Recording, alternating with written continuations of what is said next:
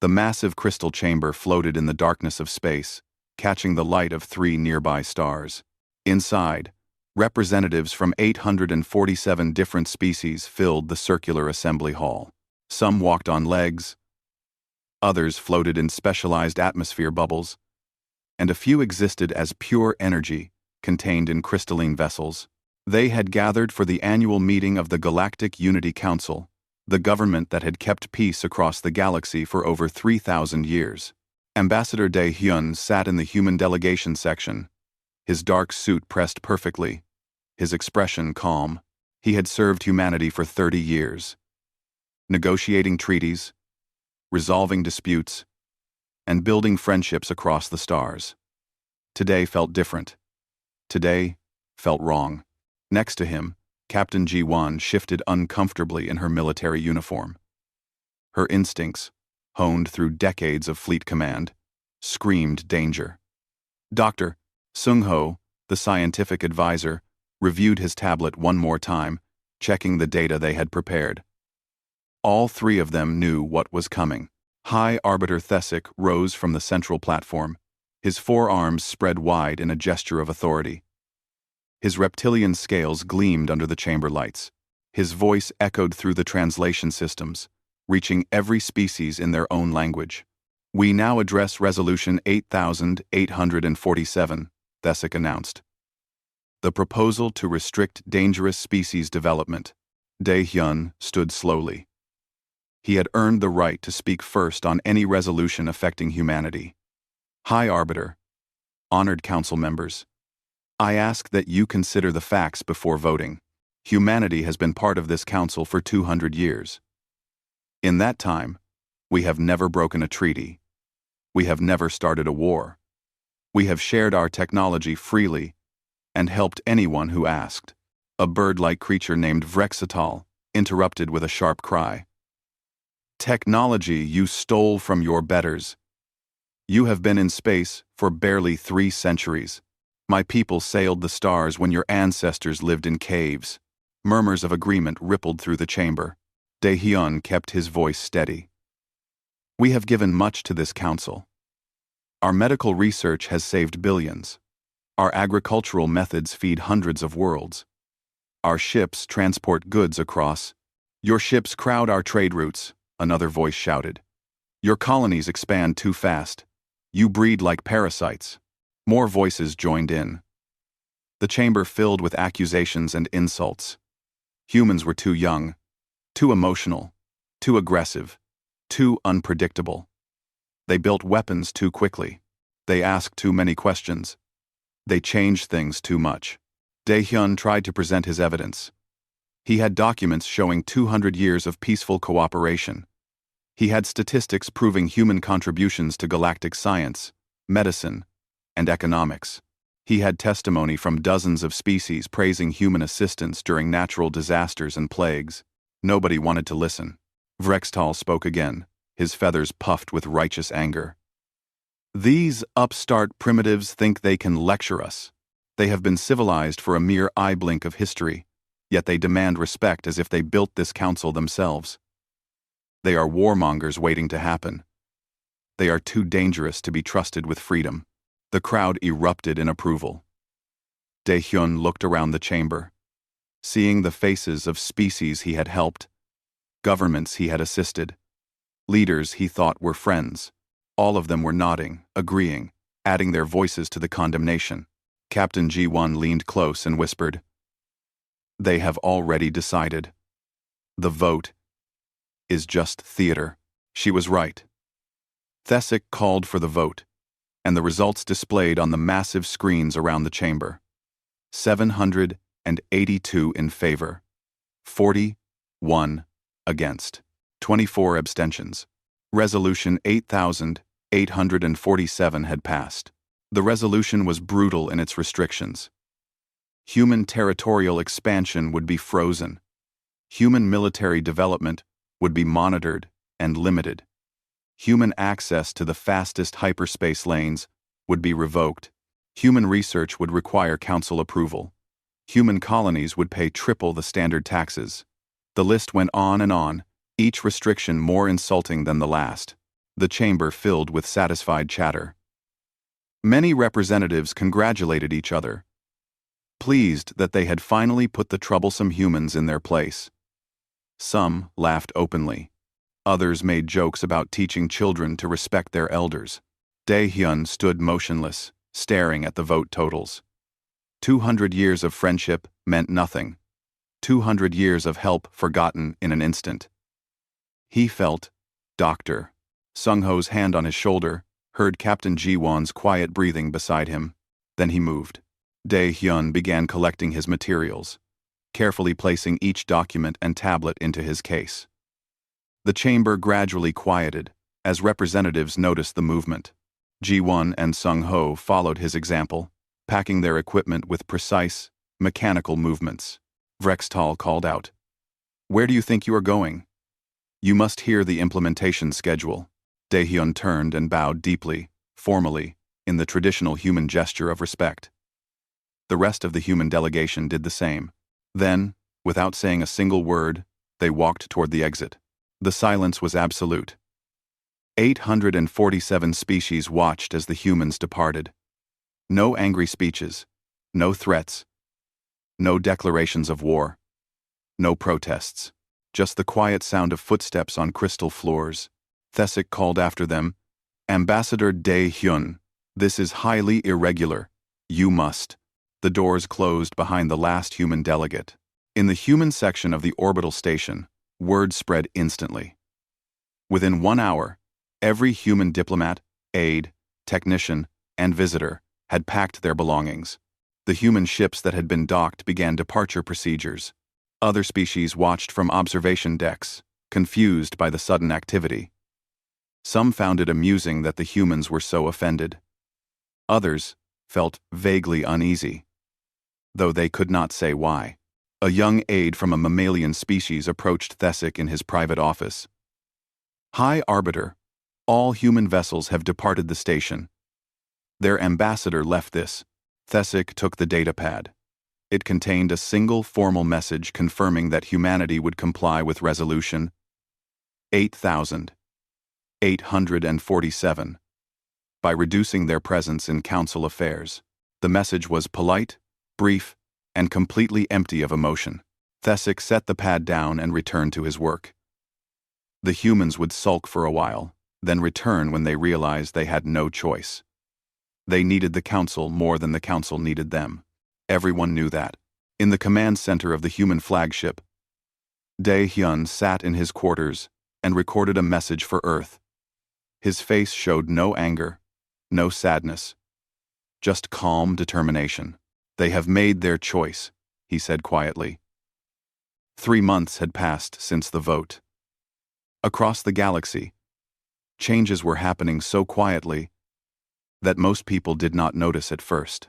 On the trade station orbiting Kelax Prime, a Calaxian merchant named Threx watched the morning departure schedules. Every day for the past 15 years, he had seen the same pattern. Human cargo ships arrived at dawn, unloaded goods from a dozen systems, and departed by noon. Today, the schedule showed nothing. No human ships. He checked yesterday's records. Nothing. The day before, nothing. Threx called the station authority. "There must be a mistake with the schedule display. Where are the human ships?" The station controller sounded tired. "No mistake. The Terra Shipping Consortium canceled all their routes through this sector 2 months ago. Did you not receive notice?" "I received a formal letter, but I thought..." Threx looked at his warehouse, filled with goods meant for human transport. "I thought they were joking. Negotiating for better rates. Perhaps." "They are not negotiating," the controller said. "They are gone." Similar conversations happened on hundreds of stations. Human merchant fleets that had carried 40% of all galactic trade simply stopped coming. They did not ask for better terms. They did not complain about fees. They just rerouted their ships to human colonies only. On the agricultural world of Ven, farmers stared at their data screens in confusion. For the past decade, they had used a crop optimization program developed by human scientists. The program analyzed soil, weather, and plant genetics to maximize yields. It had increased food production by 300%. Now the program displayed a simple message. License agreement terminated, per Resolution 8847. Thank you for your participation in the Human Agricultural Initiative. The local government sent urgent messages to the Human Technology Exchange Program. They received a polite response, stating that all technology sharing agreements had been concluded, and no further support would be provided. Humanity was complying with the Council's wishes to restrict their influence. The farmers tried to run the old program, but without updates and support, it began producing errors. Their crops grew, but not as well. Food production dropped. Prices increased. Director Heejin stood in her empty office on the space station that had housed the Human Technology Exchange Program for 50 years. She watched the last of her staff boarding the transport ship. Over 600 species had benefited from this program. They had received water purification technology, medical treatments, engineering techniques, and agricultural science, all freely shared, asking nothing in return except friendship. Her assistant, a young man named Kwansik, approached with a datapad. Director, we are receiving thousands of messages asking us to reconsider. Many species are offering to pay for continued access. Haijin shook her head. Our instructions are clear. We withdraw completely. Resolution 8847 stated that human development was dangerous and needed restriction. We are simply removing our dangerous influence from their worlds. But people will suffer. Yes, Heijin said quietly. They will. That is not our choice. It is theirs. In the medical research facility on Tarkon Station, Dr. Yunbi packed the last of her personal research. She had worked here for 12 years, collaborating with scientists from 40 different species. Together, they had developed treatments for diseases that killed millions annually. Her colleague, a crystalline being named Shress, floated beside her. You cannot leave. We are in the middle of adapting the Viridian plague cure for the new variant. Without your expertise, I have sent all my research notes, Yunbi said. Everything I know is in those files. Your team is brilliant. You will manage. But the human techniques, the way you approach problems, Yunbi smiled sadly. My people have been deemed too dangerous, too unpredictable. The council has spoken. I am simply obeying. Shress dimmed. The crystalline equivalent of sadness. This is politics. Not science. You do not have to. I do, Yunbi interrupted gently. Because my government has been told we are not wanted. And unlike the council, we respect boundaries when they are set. She left that afternoon. 3 months later, the new Viridian plague variant spread across 3 agricultural worlds. The research team could not recreate Yunbi's work in time.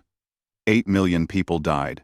Admiral Taeyang stood on the bridge of his flagship, reviewing the fleet recall orders. Every human military unit was returning from joint operations, peacekeeping missions, and training assignments. The recall was absolute. His communications officer looked troubled. Sir, we are receiving urgent requests from the Krell Republic. Their frontier patrol wants to know when we will resume our joint operations. Inform them that humanity is withdrawing all military forces from external commitments. But Admiral, the Krell frontier has been quiet for 20 years because of our joint patrols. Without our sensor networks, quote, that is no longer our concern. The communications officer hesitated.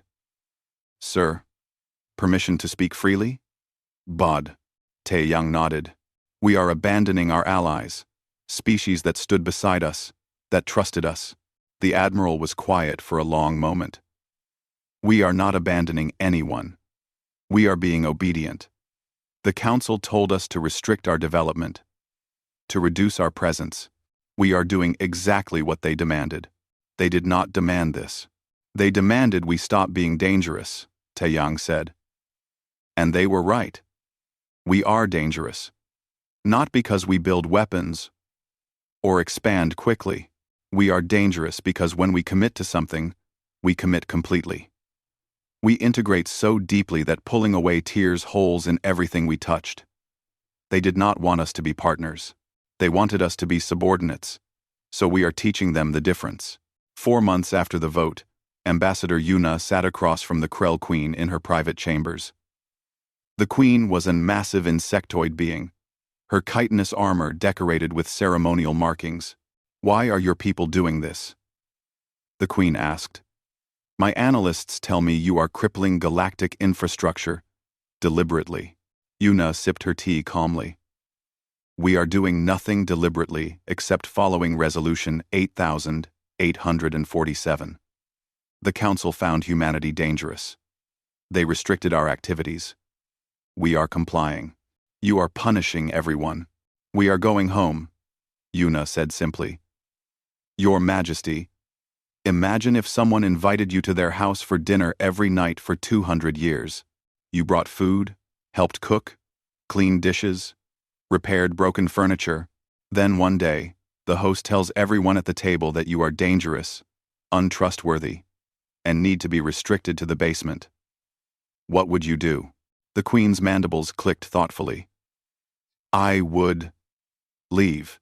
"Exactly. But you did more than leave. You took your contributions with you." Yuna set down her cup. "Those contributions were never demanded. We gave them freely because we believed in the partnership. The Council made it clear that partnership does not exist. So we are taking care of our own people now. Only our own people." The Queen was silent for a long time.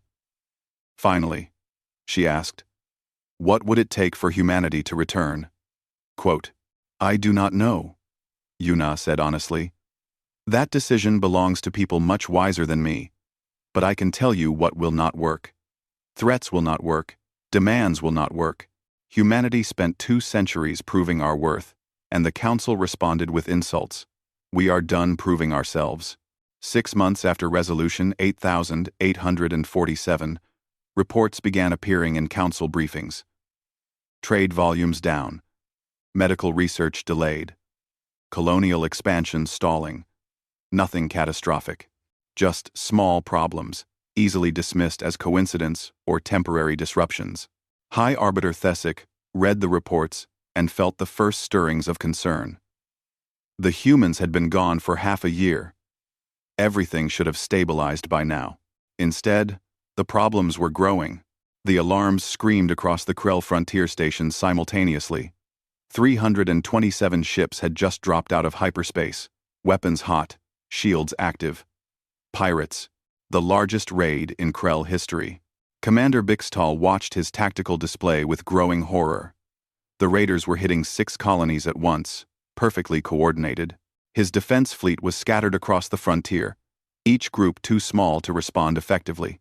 "Where are the early warning sensors?" he shouted. "How did they get this close without detection?" His second officer looked pale. "Sir, the early warning network was maintained by human technicians. They left 4 months ago. We have not replaced them yet. Contact the human fleet. Request immediate assistance per our mutual defense treaty." Minutes passed. Then the response came. Formal and cold. "The Terran Defense Force acknowledges your request. Humanity has withdrawn from all external military commitments per Resolution 8847. We cannot provide assistance. Good luck." Bixtal stared at the message in disbelief. For 20 years, human ships had responded to threats within hours. They had helped build the very sensor network that should have detected this attack. The pirates hit hard and fast. When they finally withdrew, 327 Krell ships were destroyed or captured. 40,000 Krell were dead. Entire colonies burned. The Krell Queen sent an urgent message to the Council. Where were our allies? Where were the humans who swore to stand with us? The Council's response was carefully diplomatic. Humanity is exercising their right to focus on internal matters. Perhaps your defense planning should not have relied so heavily on external support. On the agricultural world of Velis, people were dying. The Viridian plague had returned, but this new variant was more aggressive. It spread through 3 planets in weeks, killing quickly. The hospitals filled beyond capacity. Medical staff worked until they collapsed from exhaustion. Dr. Tashor reviewed the research files desperately. The problem was the plague had mutated slightly, and the cure needed adjustment. The human researcher, who specialized in rapid adaptation protocols, had been Dr. Unbi. Tashor sent urgent messages to the Human Medical Institute. Please, we are dying. We need Dr. Unbi's expertise. Just a consultation. Anything. The response was polite but firm. Dr. Unbi's research is proprietary under her employment contract. Sharing it would require council approval per Resolution 8847's technology transfer restrictions. We have submitted the appropriate applications. Processing time is estimated at 6 to 8 months. 6 months? Tashor screamed at his screen. We will lose millions in 6 months. The human representative's voice remained calm. We are following the procedures the council established. We are sorry for your loss. 8 million people died before Valesian scientists finally recreated the cure. 8 million lives lost because of pride and paperwork. In the contested expanse, a region of space claimed by multiple species, trade convoys began disappearing. The expanse had always been dangerous, filled with pirates, warlords, and territorial disputes. But for 30 years, human merchant captains had maintained relationships with the local powers, negotiating safe passage through careful diplomacy and occasional bribes. When the humans left, those relationships died. Captain Jinwoo sat in his scout ship, hidden in an asteroid field, and watched a Gorian trade convoy get destroyed by local warlords. His crew watched in silence as escape pods scattered and were captured one by one. Should we do something? His navigator asked quietly. Jinwoo shook his head. Our orders are to observe and document only. No intervention. But they are civilians. They are not our responsibility anymore, Jinwoo said, his voice hard. Record everything. Make sure Earth sees what is happening. The navigator looked sick but obeyed. Shipping through the contested expanse became suicidal. Trade companies tried hiring mercenaries for protection, but the cost was astronomical. Shipping prices increased 400%. Many colonies that depended on trade began facing shortages of essential goods. Some faced starvation. The council received complaints daily. Why could merchants not navigate the expanse safely? Why had piracy increased so dramatically? Various species blamed each other, accused the warlords, demanded military intervention. Nobody mentioned that human merchants had been making those same runs safely for 3 decades. Nobody wanted to admit why. On the border between Tharn and Velox territories, a minor dispute over mining rights erupted into violence. 3 Tharn miners were killed by Velox security forces. Velox claimed the miners were in their territory. Tharn claimed the border markers had been moved. Historically, such disputes were handled by neutral mediation. For 15 years, human diplomats had served as mediators, patiently working through each conflict, preventing escalation. Both sides trusted human neutrality. The current Tharn ambassador, a reptilian named Shesazkar, contacted the council requesting mediation. The council assigned a committee of mixed species to investigate. The committee spent 3 weeks arguing about who should lead it, what procedures to follow, and whether Tharn or Velox claims had more merit. While they argued, both sides reinforced their borders. Small skirmishes became larger battles. Larger battles became full military engagements. Sheskar sent another urgent request. Please, contact the humans. They know our cultures, our histories, our leaders. They can resolve this before it becomes war. The council contacted the Human Diplomatic Corps. The response was the same pattern as always. Polite, formal, and empty. Humanity is focusing on internal matters per the council's direction. We cannot commit diplomatic resources to external conflicts. We wish both parties well in their negotiations. Within 3 months, Tharn and Velox were in full war.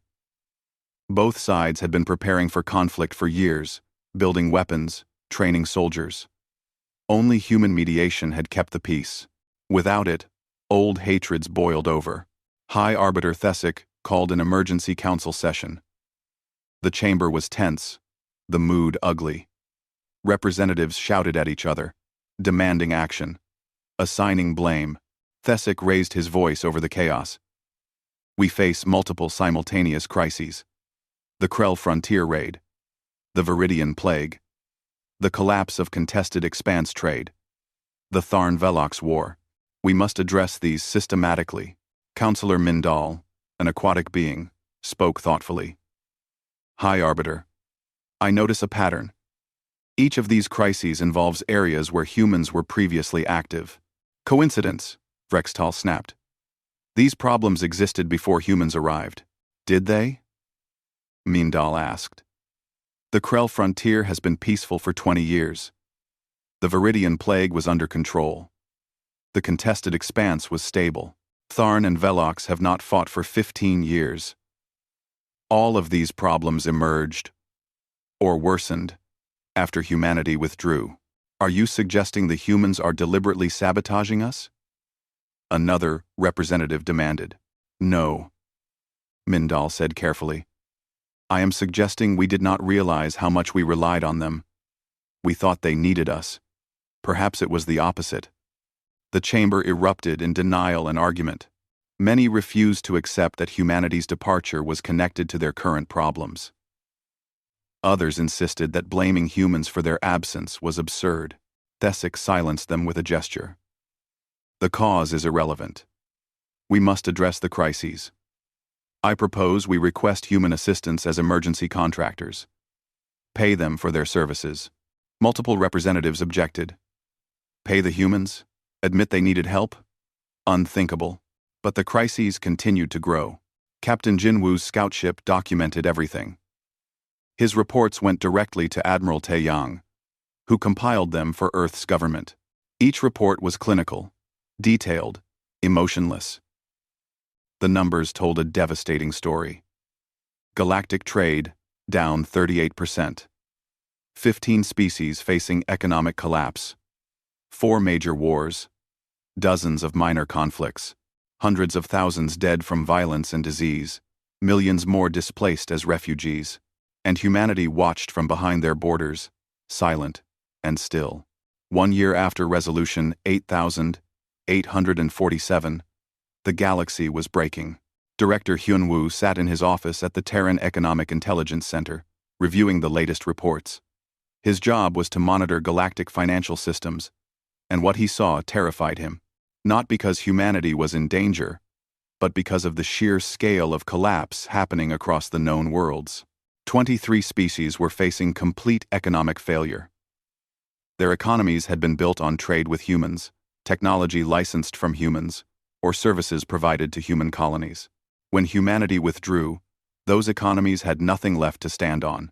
The Galactic Banking Consortium was in crisis. Human banks had backed 60% of all interstellar credit. When they withdrew from external markets, the consortium lost most of its stability. Currency exchanges were in chaos. Interest rates were climbing. Several major banks had already collapsed. Hyun-woo prepared his monthly report for Earth's government. He kept his language simple and clear, but the numbers spoke for themselves. Galactic GDP had dropped 38% in 12 months. Unemployment across non-human space had tripled. 15 species were on the verge of complete governmental collapse. The report ended with his usual conclusion. No change in recommended policy. Humanity remains secure. External situation continues to deteriorate. On Frextal's home world, people were starving.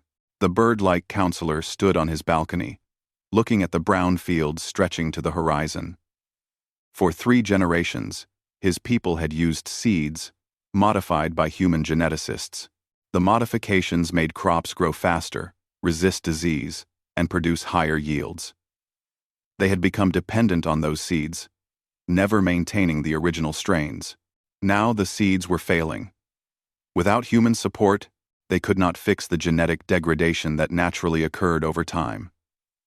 The crops were reverting, producing less with each generation. His people's scientists were trying desperately to recreate the human modifications, but genetic engineering was complex. They were years away from a solution. His aide approached nervously. "Counselor, the food riots in the capital are spreading. The military is requesting permission to use force." Vrextal closed his eyes. "No. Do not fire on hungry people. Increase imports from off-world." "Sir, import costs have increased 400% since the humans stopped trading. We cannot afford." "Then take the funds from my personal accounts." "From the council discretionary budget." "From anywhere." The aide bowed and left. Vrextal remained on his balcony, staring at the dying fields. He had called humans dangerous primitives. He had led the push for Resolution 8847. He had been so certain that humanity needed the Council more than the Council needed humanity.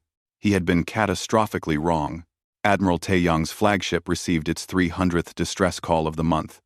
A colony ship had suffered engine failure. They were drifting in deep space with 5,000 civilians aboard. Life support would fail in 48 hours. The colony ship was only 6 hours away. Taeyang's fleet could easily reach them in time. "Log the distress call," he ordered. "Acknowledge receipt. Inform them we cannot provide assistance at this time." His communications officer looked anguished but obeyed. This was the 100th time they had done this. Maybe the 200th. He had stopped counting. "Sir, speaking as an officer and a human being, this is wrong." Taeyang looked at him steadily. "Do you think I enjoy this?" "Then why?" "Because the Council needs to understand consequences," Taeyang said. "For 200 years, we rescued people. We responded to every distress call, every natural disaster, every crisis. We did it because it was right. And the Council took that for granted. They assumed we would always be there, always say yes, always help. They thought our kindness was weakness. So we let people die to teach a lesson? We follow the law," Taeyang said coldly. "Resolution 8847 restricts human activities. Every time we assist, we expand our influence. We are dangerous, remember? We must stay in our designated zones." The officer looked like he wanted to argue more but remained silent. 6 hours later, they received word that a Gorian merchant ship had responded to the distress call. They arrived in time to save 4,000 of the 5,000 civilians. 1,000 died when a life support section failed before rescue arrived. Taeyang read the report and felt sick. But he did not change his orders. Ambassador Daehyun's office received hundreds of messages daily. Some were official requests from governments, carefully worded and diplomatic. Others were personal pleas from individuals desperate for help. A mother whose child had a rare disease that human doctors could cure. A scientist whose research project needed human consultation. A merchant whose business was failing without human trade routes. A soldier whose unit was surrounded by enemies and needed reinforcement. Each message received the same response: polite, regretful, and final. Humanity was complying with Resolution 8847 by focusing on internal matters. Some messages were angry. They accused humanity of cruelty, of deliberately causing suffering, of abandoning friends. Daehyun read those messages carefully and archived them all. Other messages came secretly, from council members who contacted him through encrypted channels. They asked what it would take for humanity to return. They offered deals, concessions, compromises. Daehyun's answer never changed. Resolution 8847 must be repealed completely. A formal apology must be entered into galactic record. Protections must be established, preventing this from happening again. Until then, humanity will continue to comply with the Council's wishes. Most stopped asking after the first refusal. A few persisted. One aquatic counselor named Mindal kept trying different approaches. "Your people are suffering too," Mindal argued in one conversation. "Your merchants are losing profits. Your scientists are isolated from colleagues. Your soldiers are watching people die when they could help. How is this good for humanity? Dae-hyun smiled sadly. It is not good for anyone. That is the point. The council thought removing humanity would inconvenience us, while barely affecting them. They are learning. They were wrong. People are dying. Yes, Dae-hyun said quietly. People are dying because the council decided that protecting their pride was more important than protecting their citizens. We offered friendship for 200 years. We were rejected. Now, they are learning what the galaxy looks like without that friendship. In council chambers, the mood grew desperate. 3 more governments had collapsed into civil war. Refugee crises were overwhelming border worlds. Economic reports showed no signs of improvement. Some council members demanded humanity be punished for sabotage through withdrawal. They proposed sending military forces into human space to force compliance. Others recognized this would start a war they could not win.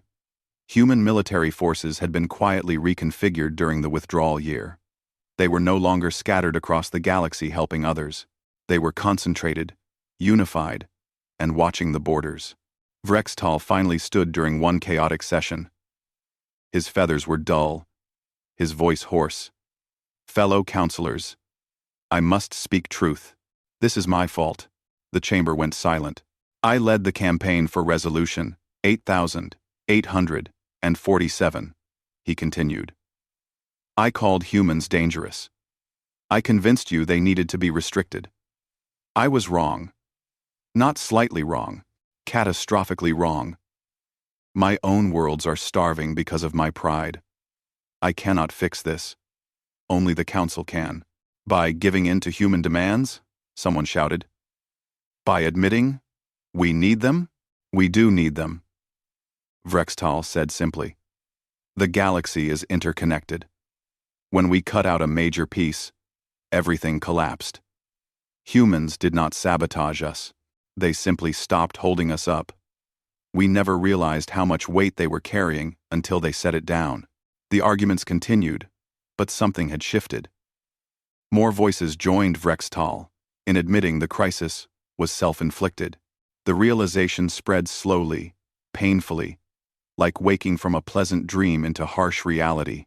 High Arbiter Thesic finally called for a vote on whether to formally invite humanity back to the council with full status. The motion barely passed, with many representatives voting against it purely out of stubbornness. Thesic composed a careful message to Ambassador Dae-hyun. He spent days writing it, trying to find words that acknowledged the situation without completely destroying council authority. The response came within hours, short, direct, and devastating. Thank you for your invitation. Humanity will consider returning when Resolution 8847 is repealed and our requirements are met. We await your formal proposal. 18 months after the vote that changed everything, the Galactic Unity Council chamber looked different. Several seats were empty. The governments that once filled them no longer existed, collapsed into civil war or economic ruin. The representatives who remained looked tired, frightened, and desperate. Ambassador Dae-hyun walked through the entrance with a small delegation behind him. Captain Ji-won, now promoted to Admiral, walked at his right. Director Soo-min, humanity's new Secretary of External Affairs, walked at his left. Dr. Sung-ho and several other advisors followed. The chamber went silent as they entered. Some representatives looked hopeful. Others looked angry. Most just looked exhausted. High Arbiter Thesic rose from his central platform. He had aged visibly in the past year and a half. His scales were dull, his movements slow. Ambassador Dae-hyun, thank you for coming. Dae-hyun bowed formally. High Arbiter, honored council members, we received your request for discussion regarding Resolution 8847. Yes, Thesic said. The council wishes to address certain complications that have arisen since the resolution's implementation. The council ready, they GATA 5. The complication. The council wishes to address accessed for Daehyun's expression did not change. Complications? A younger counselor, unable to contain himself, burst out. You know exactly what complications. Your withdrawal has devastated the galaxy. Species are starving. Economies are collapsing. Wars are spreading. You are killing people through inaction. Admiral Ji-won tensed beside Daehyun, but he raised a hand slightly, calming her. His voice remained perfectly level. We are following the law. Resolution 8847 restricted human development and expansion. We are complying by focusing exclusively on our own territory. That is not what the resolution intended. Is it not? Daehyun asked mildly. What exactly did the council intend? You said we were dangerous, too aggressive, too unpredictable. You said we needed restrictions. We accepted those restrictions and withdrew to our own space. What part of that violates your intent? Vrextal stood slowly. His plumage was ragged now, his voice rough. Ambassador Daehyun, may I speak? Daehyun nodded. I led the push for Resolution 8847, Vrextal said. I convinced this council that restricting humanity was necessary for galactic safety. He paused, his head lowering. I was wrong. Not about humanity being dangerous. You are dangerous. But I was wrong about the nature of that danger. The chamber was completely silent now. Humanity's danger was never military aggression, Vrextal continued. Your danger was that you made yourselves essential. You integrated so deeply into galactic civilization that removing you tore everything apart. My own worlds are starving because we relied on your agricultural science and never maintained our independence. That is not your fault. That is mine. He looked directly at Daehyun. I am sorry. My pride has killed millions. I cannot undo that. But I can admit my mistake publicly and vote to correct it. Daehyun's expression softened slightly. Thank you, counselor. Your honesty is appreciated. Thesic gestured for attention. Ambassador, we have prepared a proposal. The Council is willing to repeal Resolution 8847 and restore humanity's previous status. In exchange, we ask that you return to your former level of engagement with galactic affairs. Daehyun shook his head. That is not sufficient. What more do you want? Someone shouted. You are not giving us anything, Daehyun said coldly. You are trying to restore what you took because you finally understand its value. That is not generosity. That is desperation. He pulled out a datapad and projected its contents on the chamber's main screens. This is our counter-proposal. Resolution 9001. The chamber filled with angry muttering as representatives read the terms. Full voting rights, equal to founding council species. Veto power, on resolutions targeting specific species without evidence. Formal apology entered into permanent galactic record. Reparations to human businesses and individuals harmed by Resolution 8847. And most controversially, establishment of sapient rights protections preventing discrimination based on species, age, or origin. This is outrageous, a representative shouted. You are demanding we elevate you to founding species status. Humanity has only been in space for 3 centuries. We have been in the Council for 200 years, Daehyun said.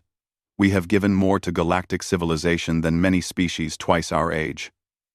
We have bled for this Council, died for it, shared our knowledge freely. And in return, you insulted us, restricted us, and made it clear we were second-class citizens. Never again. You are using our suffering as leverage. We are using your choices as a teaching moment, Daehyun interrupted. For 200 years, humanity tried to be good partners. We thought friendship and good work would earn respect. We were wrong. The galaxy only respects power. So now we are showing you our power, not through weapons or threats, but by demonstrating what the galaxy looks like without us. Counselor Mindal spoke up thoughtfully.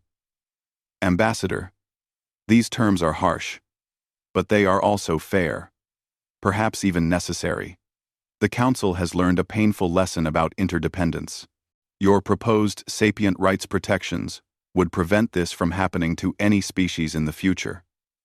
That is worth supporting. The debate lasted for hours. Some representatives argued that accepting humanity's terms would destroy Council authority. Others pointed out that Council authority was already destroyed, and this was the only path to rebuilding. Finally, Thesic called for a vote. The chamber fell silent as the results displayed. 671 in favor. 12 against. 8 abstentions. Resolution 9001 passed. Daehyun stood and bowed. The human government accepts. However, I must be clear about expectations. Humanity will not immediately return to previous engagement levels. We will implement a graduated reintegration. What does that mean? Thesic asked. Director Sumin stepped forward. It means we will prioritize species that supported us. Those who voted against Resolution 8847 or abstained will receive immediate restoration of trade, technology sharing, and military cooperation. Those who voted in favor will receive humanitarian aid as needed, but full partnership will be restored slowly, based on demonstrated commitment to the new relationship. The chamber erupted in protests. You cannot punish species for a vote taken in good faith. We are not punishing anyone, Sumin said calmly. We are simply allocating limited resources to those who value us. Earning trust takes time. Those who destroyed trust will need to rebuild it. Over the following weeks, the details were worked out. Human merchant fleets began returning to trade routes, but selectively. Human medical teams deployed to plague zones, but prioritized certain worlds over others. Human diplomats resumed mediation efforts, but only where specifically requested and properly compensated. The galaxy began to stabilize, but slowly. The recovery was painful and incomplete. Some species never fully recovered from the collapse. The political landscape had permanently changed. Admiral Taeyang's fleets resumed emergency response duties, but under strict conditions. Human forces operated under human command only. They would assist, but never again would they be taken for granted.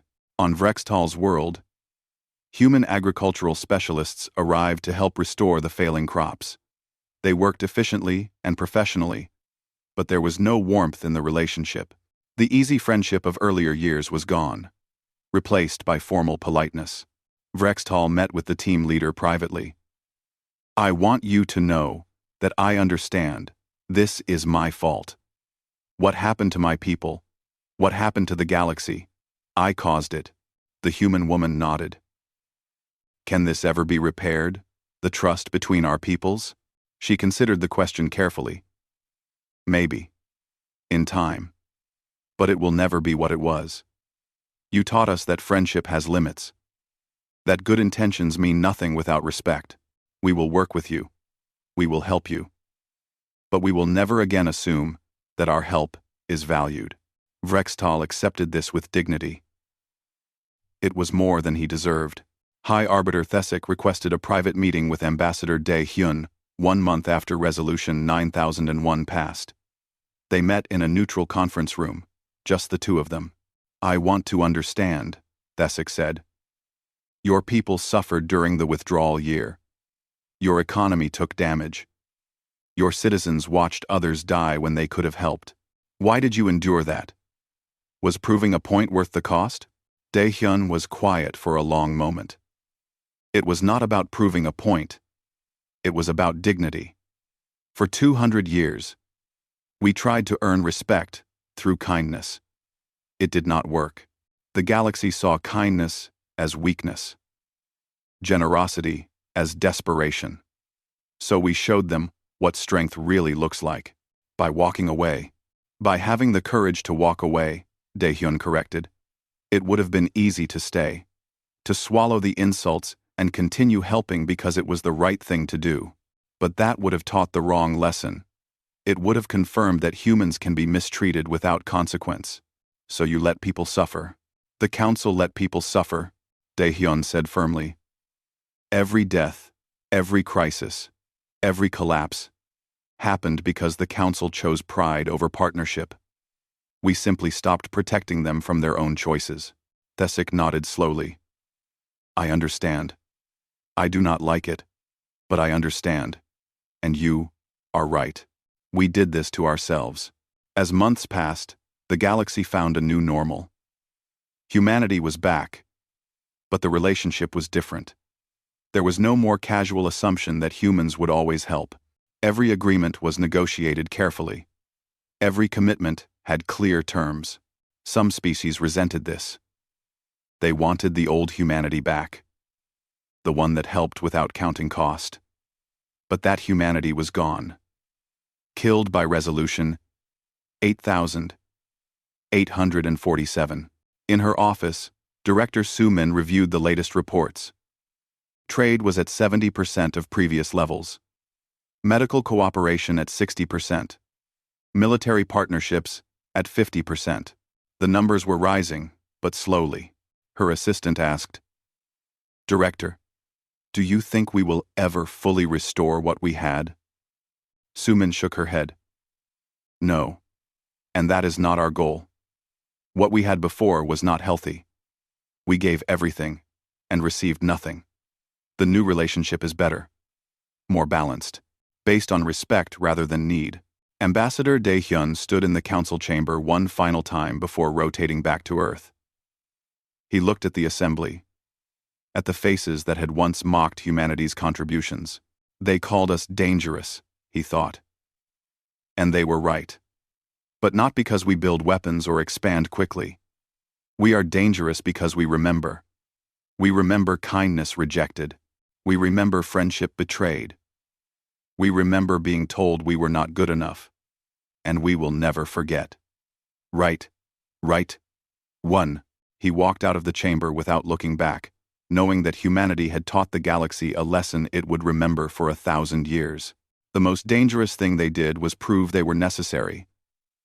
Then walk away to force the galaxy to face the consequences of taking them for granted.